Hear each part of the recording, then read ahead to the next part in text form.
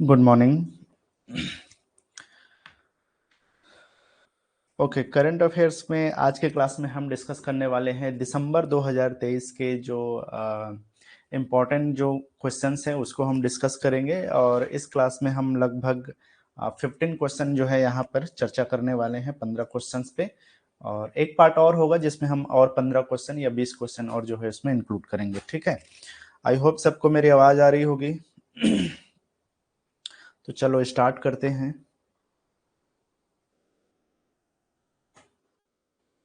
Okay, देख सकते हैं पहला क्वेश्चन है यहाँ पे, which team from the African region has qualified for the ICC Men's T20 World Cup 2024? तो अभी जो है 2024 में जो T20 मेंस वर्ल्ड कप होने वाला है उसके लिए अफ्रीकन रीजन का जो है एक कंट्री है जिसने इस बार क्वालिफाई किया है। तो ऑप्शन है यहाँ पे जिम्बाब्वे ने, युगांडा ने, घाना ने, तंजानिया ने। तो देखो, अफ्रीकन जोन से जो क्वालिफाई करने वाला कंट्री है वो है युगांडा। ठीक है, तो ऑप्शन बी जो है इसका सही उत्तर है, जिसने पहली बार जो है एक युगांडन टीम ने जो है अफ्रीकन जोन से क्वालिफाई किया है। सो ये पहला टाइम है जब युगांडा ने ये क्वालिफाई किया है T20 वर्ल्ड कप के लिए, जो मेंस T20 वर्ल्ड कप 2024 अभी होने वाला है उसके लिए। ठीक है, तो कौन सा टीम है? युगांडा टीम है।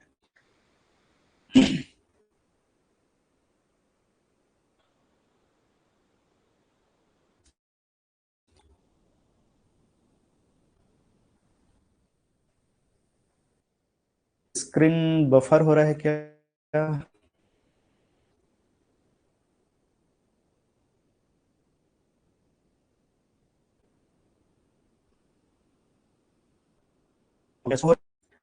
एक्चुअली थोड़ा सा इशू है।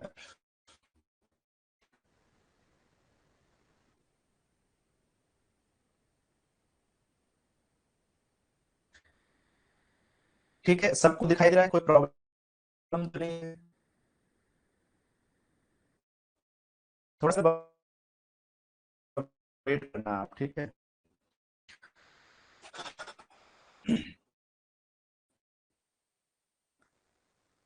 चलो, सेकंड क्वेश्चन है यहाँ पर, which technology has been introduced by Indian Railway to prevent accidents caused by elephants on railway tracks? Sound cut cut हो रहा है। हाँ, वो नेटवर्क इशू की वजह से होगा। चलो, आई होप अभी आप लोग को क्लियरली सुनाई दे रहा होगा।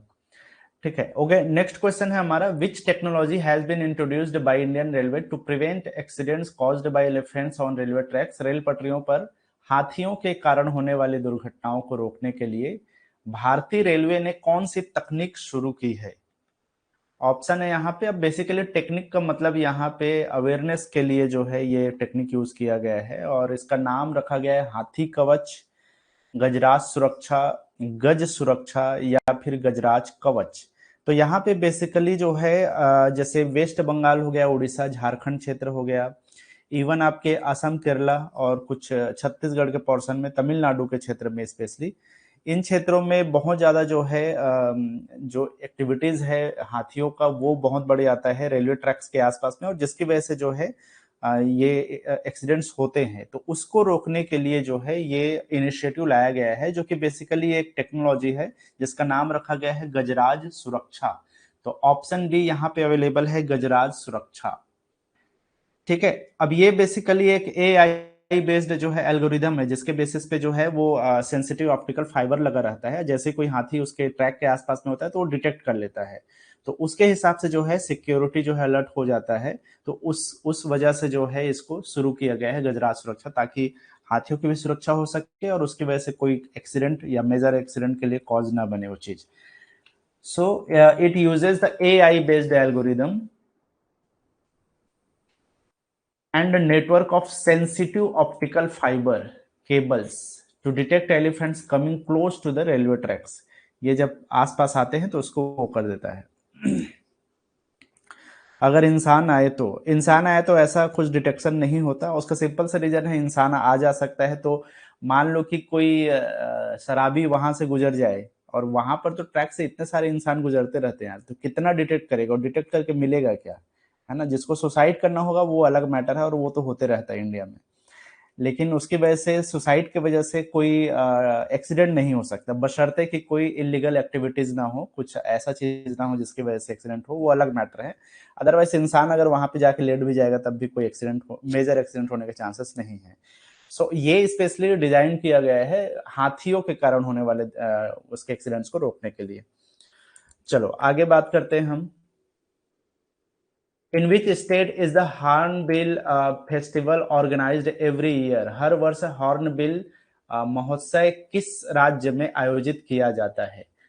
सो बेसिकली जो है ये एक तरह से बोल सकते हो कि जनरल अवेयरनेस का क्वेश्चन है, और कई बार ये क्वेश्चन में पूछ भी देता है कि किस राज्य में कौन सा महोत्सव मनाया जाता है, ऐसा करके। तो कई सारे जो है इस टाइप से क्वेश्चन बनते हैं। मैं अभी जो आप लोग को जीके वगैरह का प्रैक्टिस कराऊंगा उसमें इस तरह के क्वेश्चंस आप लोग के लिए बनेंगे, लेकिन ये अभी फिलहाल हमारे दिसंबर का करंट अफेयर्स में है, क्योंकि ये इसी महीने में इसको ऑर्गेनाइज किया गया था या इसको मनाया गया था। नागालैंड का ये एक महोत्सव है, आसाम का है, त्रिपुरा का है, या फिर मेघालय का है? किसी ने सुना है हॉर्नबिल महोत्सव? अच्छा, ये जो महोत्सव है ये सन 2000 से मनाया जा रहा है। तो आप ये बोल सकते हो कि ये 24वें नंबर का एडिशन है, 24th एडिशन है इस महोत्सव का। और ये जो है, आपको एक और हिंट दे दूं, ये नागा ट्राइब्स के द्वारा जो है स्पेशली सेलिब्रेट किया जाता है या आयोजित किया जाता है। अब नागा ट्राइब जो है, एक तरह से बोलना चाहिए कि किस स्टेट में सबसे ज्यादा है या जहां पे उनका अधिकता है, उनमें से एक है नागालैंड स्टेट।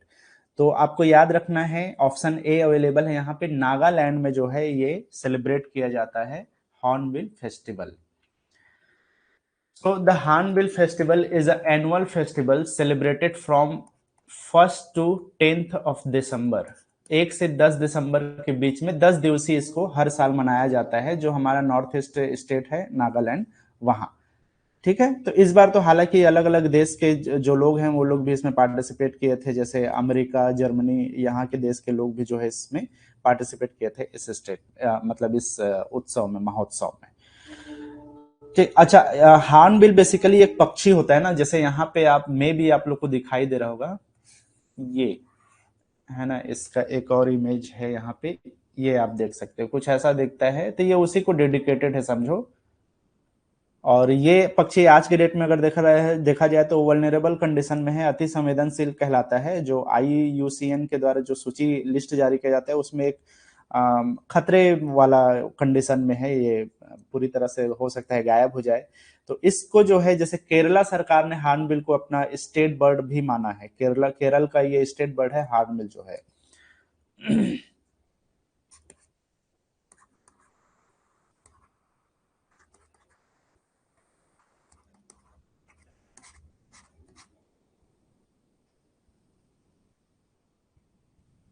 अच्छा, कई जगह में इसको धनेश पक्षी के नाम से भी जाना जाता है, धनेश बोला जाता है इसको, धनेश पक्षी।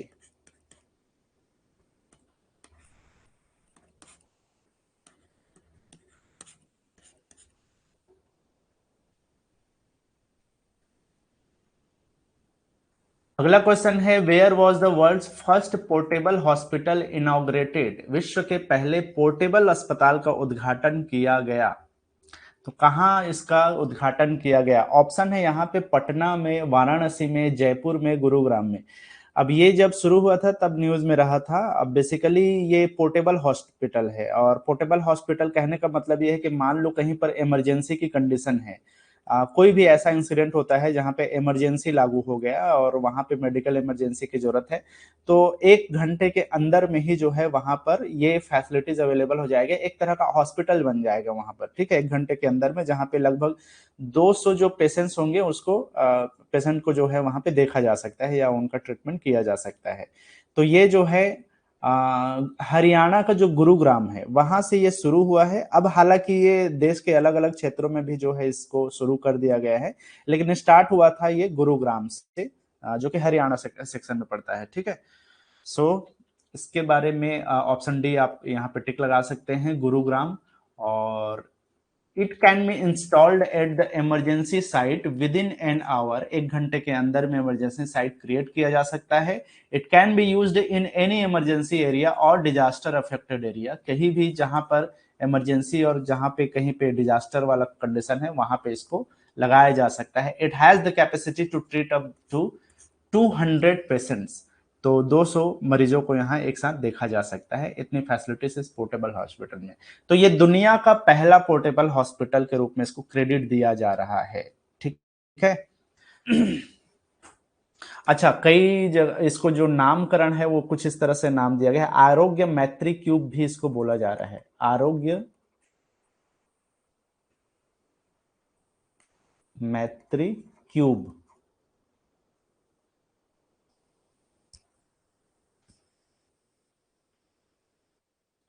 Who has become the first women medical officer of the Indian Army to be deployed in Siachen? तो सियाचिन में तैनात होने वाली भारतीय सेना की पहली महिला चिकित्सा अधिकारी कौन बन गई है? ऑप्शन है यहाँ पे गीतिका कौल, आरती सिन्हा, अनन्या ठाकुर, आयुषी सिन्हा। तो अभी जो है सियाचिन, जो आप बोल सकते हो कि वर्ल्ड्स हाईएस्ट बैटलफील्ड कहलाता है, दुनिया का सबसे उच्च स्थान पर युद्ध क्षेत्र के नाम से फेमस है, जो सियाचिन ग्लेशियर है या सियाचिन जो बॉर्डर वाला सेक्शन है वो। ठीक है, तो बैटलफील्ड है एक, तो वहां पर जो है डिप्लॉयड होने वाली, एक तरह से बोल सकते हो कि ये एक तरह से हिस्ट्री क्रिएट किया गया है, क्योंकि इससे पहले कोई भी महिला चिकित्सा अधिकारी को वहां पे डिप्लॉयड नहीं किया गया था, लेकिन ये पहली महिला मेडिकल चिकित्सा अधिकारी बन गई हैं और इनका नाम है गीतिका कौल। तो ऑप्शन ए जो है देख सकते हो आप, गीतिका कौल जो है सियाचिन में तैनात होने वाली भारतीय सेना की पहली जो है महिला चिकित्सा अधिकारी बन गई है। कैप्टन गीतिका कौल बोलना चाहिए, कैप्टन,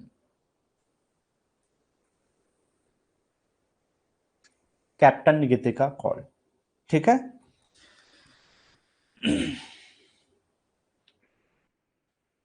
तो captain Geetika call of snow leopard brigade, brigade का नाम क्या है, किस ब्रिगेड में इनको डिप्लॉयड किया गया? Snow leopard brigade has created history by becoming the first woman medical officer. ये कुछ पॉइंट्स को आपको ध्यान रखना है। Of the Indian army to be deployed in Siachen, the world's highest battlefield, Siachen को बोला जाता है दुनिया का सबसे ऊंचा battlefield. When is world soil day celebrated every year? अब देखो बहुत सारे दिवस वगैरह के बारे में तो आजकल अब क्वेश्चन पूछना कम ही कर दिया है, लेकिन फिर भी कुछ चीजें हैं जो आजकल न्यूज वगैरह में आ जाते हैं, जिसमें से एक तो ये मृदा दिवस को लेकर है, बहुत बातें होती हैं अभी ग्लोबल वार्मिंग की वजह से इस तरह की चीजों के बारे में। तो प्रत्येक वर्ष विश्व मृदा दिवस कब मनाया जाता है? तो 3 दिसंबर, 4 दिसंबर, 5 दिसंबर या फिर 6 दिसंबर। अब एक तरह से ये बोल सकते हो कि जो यूनाइटेड नेशन का जनरल असेंबली है, आम महासभा जिसको हम बोलते हैं, उसके द्वारा 2014 से ये जो है मृदा दिवस मनाया जा रहा है, और उसका बेसिक जो थीम है, या बोलना चाहिए कि टारगेट जो है या ऑब्जेक्टिव क्या है, वो एक तरह का अवेयरनेस फैलाना लोगों में कि मिट्टी की क्या इंपॉर्टेंस है, या आगे चल के अगर मिट्टी की रक्षा नहीं की गई, अगर वो बंजर होता गया तो आगे हमारे क्लाइमेट पे क्या इफेक्ट पड़ सकता है, उन चीजों को लेकर के अवेयरनेस फैलाने के लिए ये मनाया जाता है। तो ये कब मनाया जाता है? ऑप्शन सी अवेलेबल है यहाँ पे, December 5। तो 5 दिसंबर को हर साल मनाया जाता है और ये 2014 से मनाया जा रहा है। इसका थीम आप याद रख सकते हो। इस साल का 2023 का जो थीम है वो है soil and water, a source of life. ये जो है इसका थीम है, soil and water, a source of life.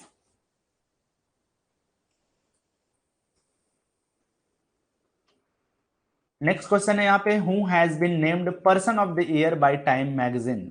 So Time magazine ने किसे पर्सन ऑफ द ईयर नामित किया है, या बोलना चाहिए कि किसका नाम जो है टाइम मैगजीन के फ्रंट पेज पे जो आता है वो है। तो ऑप्शन है यहाँ पे नरेंद्र मोदी। अब देखो टाइम मैगजीन जो है एक न्यूज़पेपर है ना, अमेरिका का एक न्यूज़पेपर है जो न्यूयॉर्क सिटी से चलाया जाता है, और ये वीकली इसको जो है पब्लिश किया जाता है, हर वीक में आता है, पिछले 100 साल से आ रहा है समझो, है ना। लेकिन ये पिछले कुछ सालों से हर साल जो है पर्सन ऑफ द ईयर एक इंसान को जो है वहां पे नॉमिनेट किया जाता है। तो इस बार किसका है? नरेंद्र मोदी का नाम है, जॉर्जिया मेलोनी का नाम है, टेलर स्विफ्ट का नाम है, या जो बाइडन का नाम है? तो ये क्वेश्चन थोड़ा सा इसलिए इंपॉर्टेंट है क्योंकि हर बार जब भी time magazine person of the year चुना जाता है तो नरेंद्र मोदी, प्रधानमंत्री नरेंद्र मोदी का नाम जरूर आता है। हालांकि 2016 में इनको पर्सन ऑफ द ईयर चुना गया था। अभी फिलहाल इसका जो आंसर है वो है ऑप्शन सी, टेलर स्विफ्ट। ठीक है, अब टेलर स्विफ्ट है कौन? एक सिंगर है वो,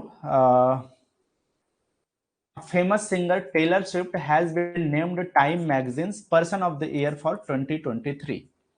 Swift has performed worldwide on her Eras tour. उनका जो नाम है टूर का, जो वर्ल्ड टूर है, उसमें उन्होंने परफॉर्म किया अलग अलग सेक्शन में, अलग अलग दुनिया के हिस्सों में, और उसकी वजह से जो है उनको पर्सन ऑफ द ईयर जो है ये चुना गया है। ठीक है, ये है टाइम मैगजीन।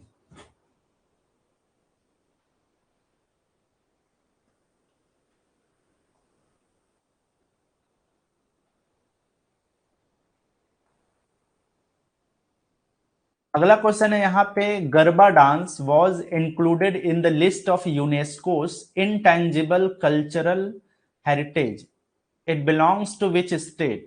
गरबा नृत्य को यूनेस्को की अमूर्त सांस्कृतिक विरासत की सूची में शामिल किया गया, यह किस राज्य से संबंधित है?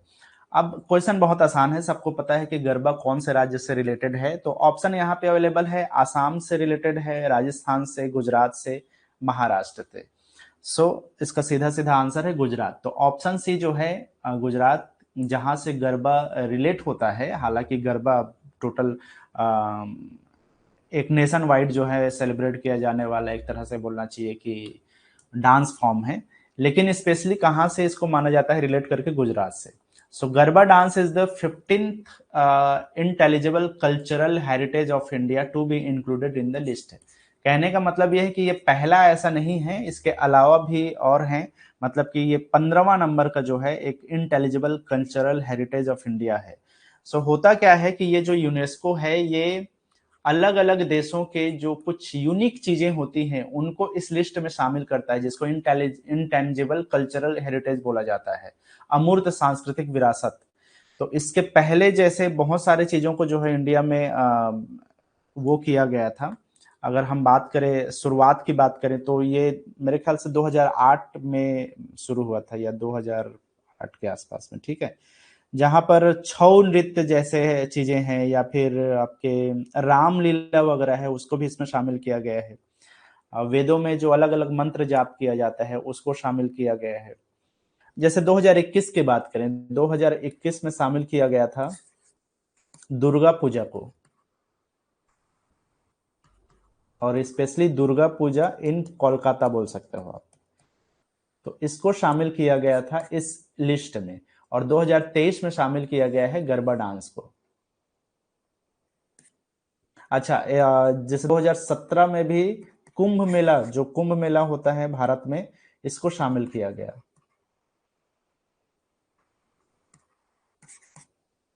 ठीक है, तो ये रिसेंट में कुछ शामिल किए गए जो है इस लिस्ट में, हमारे विरासत सूची में इसमें शामिल किया गया भारत के।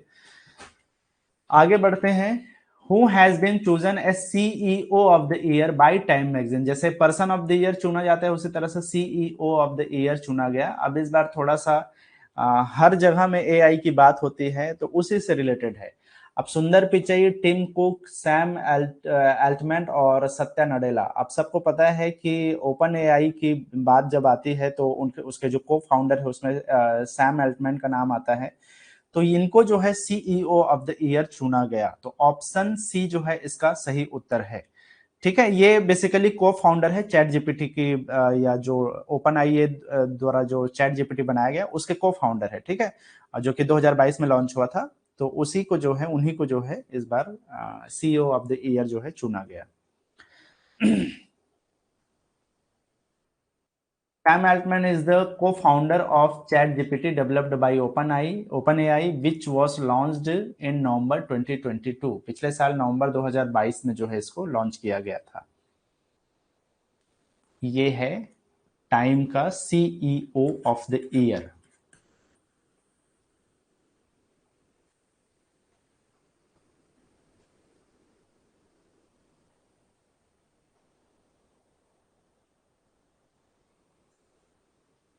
अगला प्रश्न है यहाँ पे, मेरा गांव मेरी धरोहर project is being run by which ministry? मेरा गांव मेरी धरोहर परियोजना किस मंत्रालय द्वारा चलाई जा रही है? आसान सा सवाल रहेगा ये। मिनिस्ट्री ऑफ कल्चर के द्वारा, मिनिस्ट्री ऑफ रूरल डेवलपमेंट के द्वारा, मिनिस्ट्री ऑफ टूरिज्म के द्वारा, या फिर होम मिनिस्ट्री के द्वारा? अब देखो, जब भी इस तरह का क्वेश्चन आता है मिनिस्ट्री से रिलेटेड, तो थोड़ा सा एक दो ऑप्शन ऐसा होता है जो बहुत क्लोज होते हैं। अब जैसे मेरा गांव मेरी धरोहर, तो कई लोग को ऐसा लग सकता है मिनिस्ट्री ऑफ कल्चर, और हो सकता है मिनिस्ट्री ऑफ टूरिज्म में थोड़ा सा ये चीज आए कि कॉन्फ्लिक्ट हो, तो इसलिए जो है थोड़ा सा इसमें याद रखना है। मेरा गांव मेरी धरोहर, ये बेसिकली जो है मिनिस्ट्री ऑफ कल्चर का जो है ये एक वो है, इनिशिएटिव है, जिसके तहत जो है अलग अलग गांव के जो वो हैं, जिसको इसमें शामिल किया गया है, उनके मैप वगैरह को, उनके डॉक्यूमेंट्स वगैरह को एक तरह से गवर्नमेंट द्वारा उसको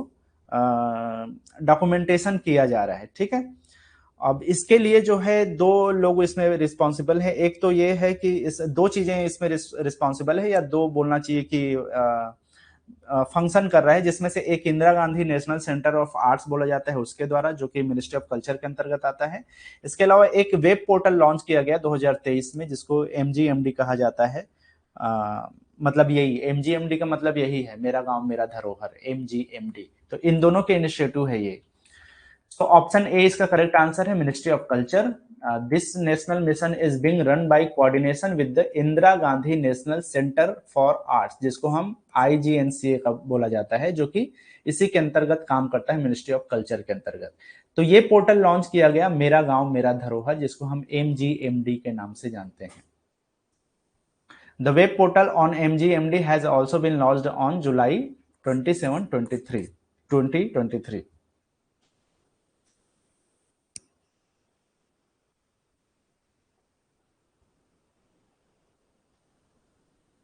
Which advanced AI model has been launched by Google's parent company Alphabet? तो गूगल की मूल जो कंपनी है अल्फाबेट, उसके द्वारा कौन सा उन्नत एआई मॉडल लॉन्च किया गया है? अब जैसे कि चैट जीपीटी ओपन एआई के द्वारा लॉन्च किया गया, तो उसको टक्कर देने के लिए बेसिकली ये गूगल के जो उसका पेरेंट कंपनी है अल्फाबेट, उसके द्वारा जो है इसको लॉन्च किया गया है एआई मॉडल को। तो इसका नाम रखा गया है, ऑप्शन बी अवेलेबल है यहाँ पे, देख सकते हो, जेमिनी। ठीक है, अब ये गूगल का एक पेरेंट कंपनी है अल्फाबेट, और उसके द्वारा लॉन्च किया गया है, एडवांस एआई मॉडल है ये, जो कि जेमिनी एआई के नाम से जाना जाता है। ठीक है, हाँ, काफी लोगों ने सुना भी होगा जेमिनी के बारे में, कई लोग यूज भी कर रहे होंगे। तो ये टफ कंपटीशन देने के लिए है ओपन एआई चैट जीपीटी को।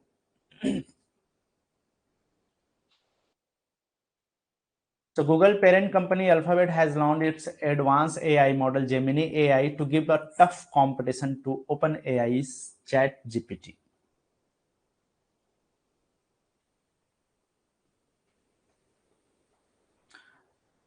हाँ, मेरे ख्याल से तो सब अभी फ्री फ्री में बांट रहे हैं। जियो का जैसे आया था फ्री फ्री फ्री, उसके बाद में सब बैंड बजाते हैं, तो ये तो होने ही वाला है, आज नहीं तो कल ये सारे चीजें पैड होने वाला है। और अभी फिलहाल इंट्रोड्यूस है किया गया है, इसलिए अभी फ्री में है सब।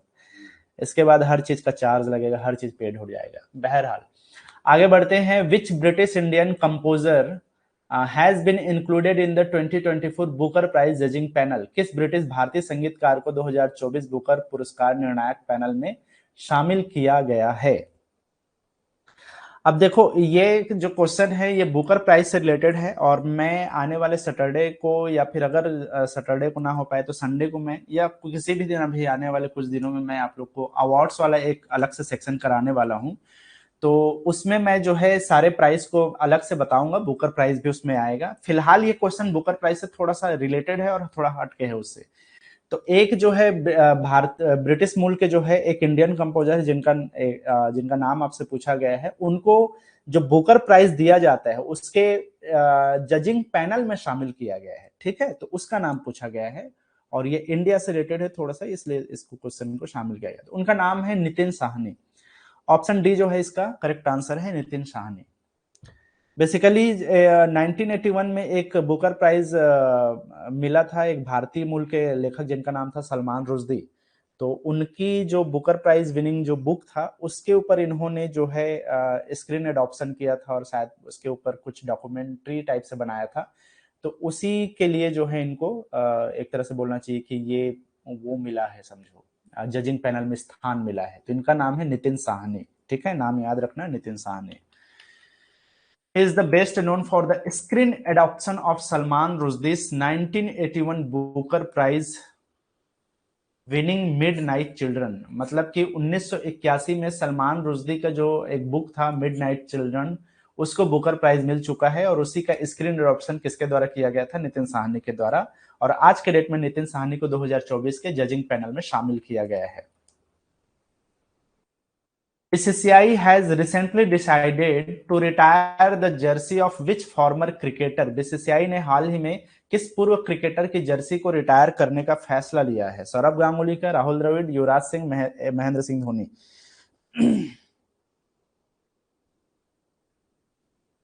AI और ओपन AI में क्या? देखो यार, बेसिकली ये है तो आर्टिफिशियल इंटेलिजेंस ही। अब हर अलग अलग जो वो है एक तरह से ब्रांड है, वो अपना अपना ब्रांडिंग करके वो कर रहे हैं। जैसे कि ओपन AI एक तरह का बोलना चाहिए कंपनी है समझो, और उसके तहत जो है चैट जीपीटी लॉन्च किया गया। उसी तरह से अल्फाबेट एक कंपनी है और उसके द्वारा जेमिनी AI जो है लॉन्च किया गया। तो है ये सब चीजें वही AI मॉडल बेस्ड जो है टेक्निक्स है, आर्टिफिशियल इंटेलिजेंस ही बोल सकते हो इसको। नाम चाहे कुछ भी अलग अलग रखे, कुछ कंपनीज के नाम है और कुछ उस टेक्निक्स का नाम है।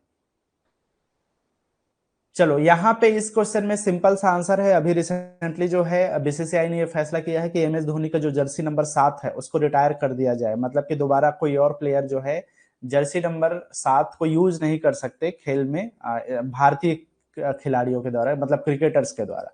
तो इसलिए उसको रिटायर करने का फैसला लिया है। तो ऑप्शन डी जो है इसका करेक्ट आंसर है, MS धोनी का जो 7 नंबर का जर्सी है। So the Board of Control for Cricket in India, जिसको हम BCCI के नाम से जानते हैं, has decided to retire the iconic number 7 jersey worn by former captain MS Dhoni. उनके द्वारा जो है यूज किया जाता था। अच्छा, इसके पहले भी ऐसा किया जा चुका है। सचिन तेंदुलकर का जो जर्सी नंबर 10 था उसको भी रिटायर किया जा चुका है उनके रिटायरमेंट लेने के बाद में। उसी तरह से अब ये सेकंड टाइम है जब किसी जर्सी को रिटायरमेंट देने की बात कही गई है। In which city did PM Modi inaugurate the world's largest meditation center? PM Modi ने किस शहर में दुनिया के सबसे बड़े मेडिटेशन सेंटर या ध्यान केंद्र का उद्घाटन किया है? ऑप्शन है यहाँ पे पटना में, वाराणसी में, लखनऊ में या फिर अहमदाबाद में। So prime minister Narendra Modi के द्वारा जो है ये इनॉग्रेशन हुआ और इसका करेक्ट आंसर है वाराणसी, ऑप्शन बी। वाराणसी में जो है दुनिया का सबसे बड़ा जो है बोलना चाहिए कि मेडिटेशन सेंटर बनाने का फाउंडेशन स्टोन रखा गया, उसका बोलना चाहिए शिलान्यास किया गया वाराणसी में। ठीक है, सो ऑप्शन, अरे यार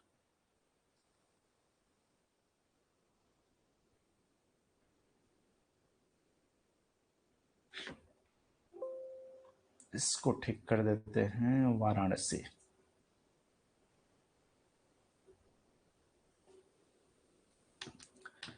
तो PM Modi also inaugurated the world's largest meditation, also कहां से आ गया? Inaugurated the world's largest meditation centre जिसका नाम है स्वर वेद महामंदिर। मे भी ये क्वेश्चन यहां से भी इसको रिलेट करके पूछ सकता है। इसका नाम क्या है? स्वर्ण वेद महामंदिर रखा गया है।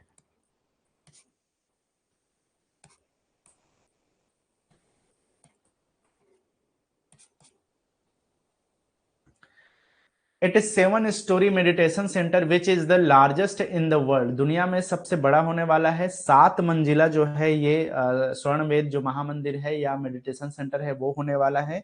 और ये लगभग 3 लाख स्क्वायर फीट के आसपास में फैला हुआ क्षेत्र रहेगा और लगभग 20,000 लोग एक साथ यहाँ पे मेडिटेशन कर सकते हैं। So the newly constructed Swarved Mahamandir is spread over 3 lakh square feet और इन दिस सेंटर। अच्छा, एक चीज ध्यान रखना है ना, ये बन के अब तैयार हो चुका है। फाउंडेशन स्टोन मतलब कि उद्घाटन किया गया बोलना चाहिए इसको। हाँ, उद्घाटन किया गया इसको। सो 20,000 लोग इसमें पार्टिसिपेट कर सकते हैं एक साथ योगा सेशन में। एक योगा सेशन में 20,000 लोग आराम से इसमें कर सकते हैं मेडिटेशन या ध्यान। When is international migrant day celebrated every year? हर वर्ष अंतरराष्ट्रीय प्रवासी दिवस कब मनाया जाता है? तो हर साल जो है अंतर्राष्ट्रीय प्रवासी दिवस, एक तरह से बोलना चाहिए जो माइग्रेशन से रिलेटेड जो भी प्रॉब्लम है उसको लेकर के लोगों में अवेयरनेस फैलाने के लिए जो है, या एक तरह से बोलना चाहिए कि सेफ माइग्रेशन के लिए जो है ये इसको रिकॉग्नाइज किया गया एक डे है। और ये होता है हर साल 18 दिसंबर के दिन। तो ऑप्शन सी जो है इसका सही उत्तर है, 18 दिसंबर को मनाया जाता है हर साल अंतर्राष्ट्रीय प्रवासी दिवस। The theme of the International Migrants Day 2023 is promoting safe migration. अब सेफ माइग्रेशन कहने का सिंपल सा मतलब है कि सुरक्षित तरीके से जो है माइग्रेट किया जाए और वो किसी भी तरह से इलीगल ना हो, ताकि किसी भी लोगों को उसमें दिक्कत ना हो। तो इस चीज को एक तरह से बोलना चाहिए कि लोगों में अवेयरनेस फैलाने के लिए ये हर साल मनाया जाता है इंटरनेशनल माइग्रेंट डे 18 दिसंबर के दिन में। और ये सन 2000 से मनाया जा रहा है, लगभग 23 साल पहले, अब 24 साल पहले बोल सकते हो आप।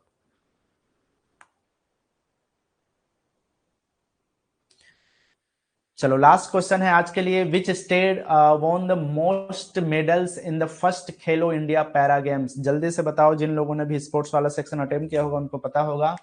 प्रथम खेलो इंडिया पैरा गेम्स में किस राज्य ने सर्वाधिक पदक जीते हैं?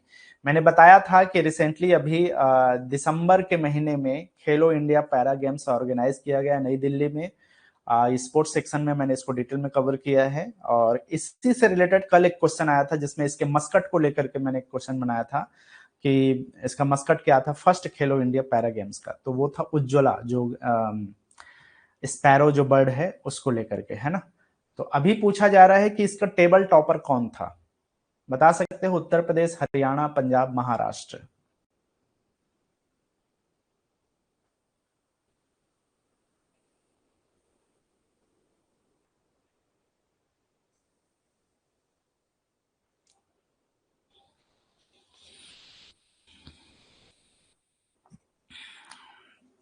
चलो, कुछ लोगों ने कहा महाराष्ट्र, सुधीर ने कहा हरियाणा, और कोई? महाराष्ट्र।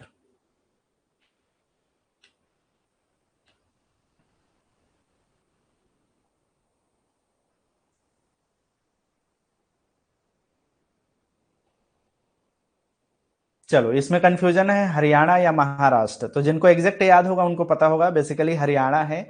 अब इसमें कंफ्यूजन कहाँ पे है? या तो हो सकता है आप नेशनल गेम को रिलेट करके पूछ रहे हो, देख रहे हो, या फिर जो खेलो इंडिया यूथ गेम है उसको लेकर कंफ्यूज हो गए, तभी महाराष्ट्र आपके दिमाग में आएगा। अदरवाइज इसका आंसर जो है हरियाणा है। मैंने बताया था कि लगभग 105 मेडल हरियाणा ने जीता था। तो ऑप्शन बी जो है, एक सेकेंड यार, यहाँ पे कहाँ से महाराष्ट्र आ गया? तो चलो, शायद मैं भी इसको जबरदस्ती का इधर लग गया है, लेकिन इसका आंसर है हरियाणा। इसको एडिट कर देते हैं, हरियाणा इसका करेक्ट आंसर है। और इसमें जो है हरियाणा ने